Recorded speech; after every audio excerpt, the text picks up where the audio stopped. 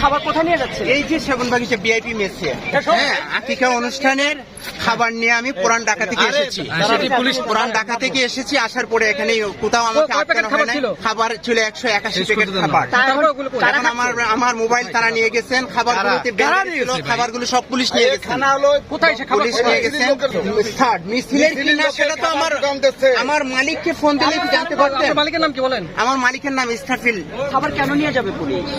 খাবার নিয়ে গেছেন, তারা বলতেছেন যে পিকেটিং এর খাবার, কিন্তু এই যে সেগুনবাগিচা হাই স্কুলটা আছে না, হাই স্কুলের পূর্ব পাশে আমাদের যে অনুষ্ঠানটা ভিআইপি মেস, সেই স্যারের ছেলের ঘরের নাতিন হয়েছে, সেই নাতিনের খাবারের আকিকার অনুষ্ঠান এবং সেই বিল্ডিং এর সমস্ত যারা ভাড়াটিয়া আছে সবাই জানে যে আকিকার অনুষ্ঠান। আমি পুলিশ ভাইদেরকে বলছি খাবার ছিল 181 প্যাকেট। সবগুলো কে নিচ্ছে? এই যে পুলিশ ভাইয়েরা যেগুলো খাচ্ছে এগুলো খাবারগুলো